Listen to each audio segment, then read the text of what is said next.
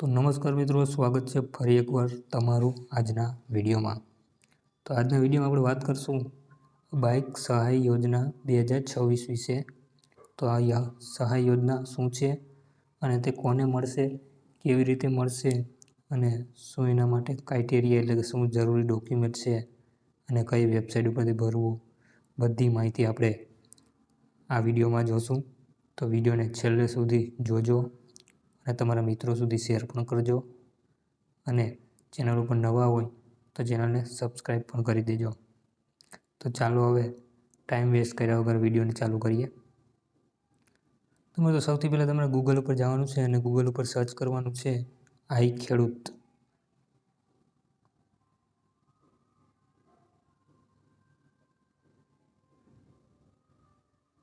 આઈ ખેડૂત સર્ચ મારશો એટલે તમારી ઉપર પહેલી જ લિંક આ મળશે તમને, એ ઓપન કરી લેવાનું છે તમારે। એટલે કંઈક આવી રીતની વેબસાઇટ ખુલી જશે। તો મિત્રો અહીંયા આઈ ખેડૂતની વેબસાઇટ ખુલી ગઈ છે, ઓફિશિયલ વેબસાઇટ। તો સૌથી પહેલાં તમારે અહીંયા જવાનું છે, એના ઉપર ક્લિક કરવાનું છે। તો એના ઉપર ક્લિક કરશો એટલે તમને યોજનાઓ લખેલા આવશે, તો આપણે યોજનામાં ક્લિક કરવાનું છે। યોજના ક્લિક કરશો એટલે તમને ઘણી બધી યોજનાઓ દેખાશે। તો એમાં ચોથા નંબરની જે મત્સ્ય ઉદ્યોગ યોજના છે એના ઉપર આપણે જવાનું છે। હવે એ ખોલશું એટલે અહીં ઘણી બધી યોજનાઓ તમને દેખાશે। થોડુંક ઇન્ટરનેટ સ્લો હાલે છે એટલે વાર લાગશે। ઓકે મિત્રો, તો વેબસાઇટ ખુલી ગઈ છે, તમે જોઈ શકો અહીં ઘણી બધી યોજનાઓ છે, જેમાં મત્સ્ય ઉદ્યોગ, સહકારી મંડળી અને ખાનગી એકમો, ઉદ્યોગ સહિતો તથા અન્ય દ્વારા ત્યાર પછી પરંપરાગત માછીમારો માટે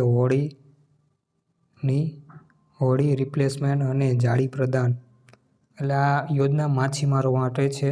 મત્સ્ય ઉદ્યોગ યોજના આપણે ગયા એટલે જેટલા માછીમારો છે એના માટે બધી યોજના છે। આમાં તેને બોટ મળે છે, એટલે કે દરિયામાં જે હાંકવા માટે જે બોટ હોય છે એ પણ મળે છે। ત્યાર પછી ત્યાં નીચે છે બેટ અને નેટ, એટલે કે જાળી હોય છે એ પણ મળે છે। ત્યાર પછી હજી આપણે નીચે જોઈએ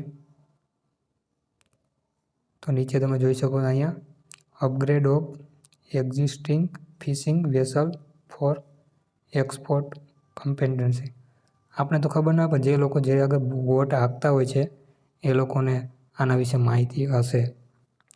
અને છેલ્લે તમે જોઈ શકો આપણે જે વાત કરી હતી તે મોટરસાઇકલ વિથ આઈસ બોક્સવાળી યોજના આ જોઈ શકો છો।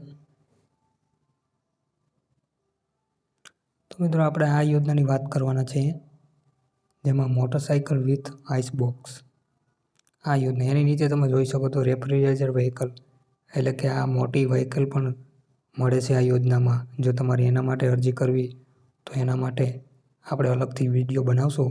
હાલ આપણે આ મોટરસાઇકલનો જે વિડીયો છે એ બનાવશું। તો સૌથી પહેલાં આપણે જોઈ લઈએ એના શું દસ્તાવેજો જોશે। તો અહીંયા તમે જોઈ શકો છો દસ્તાવેજનું બટન છે, એના ઉપર દબાવીને આપણે દસ્તાવેજ વાંચી લઈએ। તો હવે તમે જોઈ શકો અહીંયા દસ્તાવેજો છે, જેમાં સૌથી પ્રથમ જાતિનો દાખલો ફક્ત અનુસૂચિત જાતિ માટે।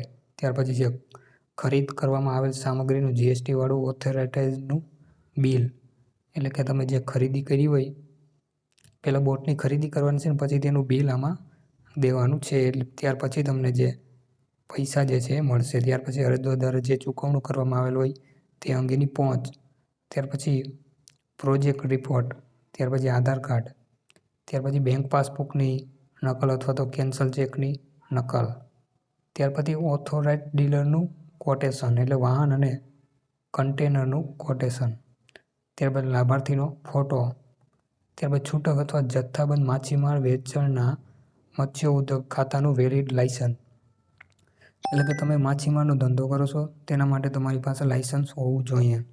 ત્યાર પછી ખરીદ કરવામાં આવેલ સામગ્રી સાથેનો લાભાર્થીનો જીઈઓ ટેગિંગ સાથેનો ફોટો, એટલે કે તમે જે આ વાહન ખરીદ્યું છે ત્યાર પછી એની હારે એક ફોટો પાડવાનો છે, એ ફોટો પણ આમાં અપલોડ કરવાનો હોય છે દસ્તાવેજોમાં। ત્યાર પછી જ તમને આ યોજનાનો લાભ મળશે, એટલે કે જે કેટલો લાભ મળશે તે હવે આપણે જોઈએ આગળ। તો એ જોવું હોય ને તો આપણે અહીંયા જાશું અરજી કરોની બાજુમાં, અહીંથી તમારે અરજી કરવાની છે અને વધુ જાણો એમાં જશો એટલે આપણે જોઈ લઈશું વધારે માહિતી।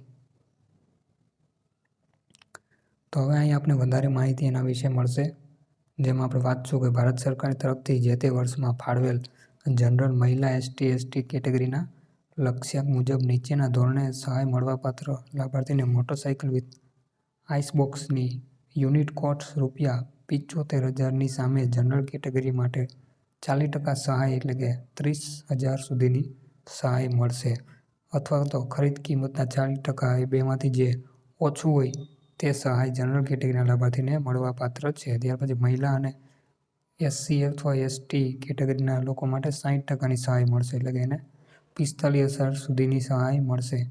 એટલે કે 75,000ની ગાડી હોય તો 45,000 રૂપિયા તમને સબસિડી મળશે, એટલે કે 60%ની સબસિડી મળશે. ત્યાર પછી મળવાપાત્ર સહાય 60% તો કેન્દ્ર સરકારનો ફાળો હશે અને 40% રાજ્ય સરકારનો ફાળો રહેશે. DAJGOA PMMSY હેઠળના લાભાર્થીઓને 90% સહાય મળવાપાત્ર રહેશે, એટલે કુલ સહાય પૈકી 60% ભારત સરકારશ્રીનો ફાળો અને 40% રાજ્ય સરકારશ્રીનો ફાળો રહેશે. તો હવે આપણે યોજના વિશે બધી માહિતી જોઈ લીધી, છતાં પણ એક માહિતી અહીંયા જે રહી જાય છે, તમે જોઈ શકો તારીખ 18/2/26થી છેલ્લી તારીખ તમારી પાસે 31/3/26 સુધી તમે ફોર્મ ભરી શકો છો. અરજી કરવી તો તમારે અહીં અરજી ઉપર ક્લિક કરીને અરજી કરી શકો. મેં તમને જેટલા ડોક્યુમેન્ટ હમણાં જણાવ્યા છે એટલા ડોક્યુમેન્ટ તમારી પાસે જરૂરી છે. તો મિત્રો, હવે તમને આ વિડીયોમાં બધી માહિતી મળી ગઈ છે, ડોક્યુમેન્ટ વિશે, તારીખ વિશે, વેબસાઇટ વિશે અને કોને મળશે સહાય, કેટલા ટકા સબસિડી મળશે, બધી માહિતી મળી ગઈ છે.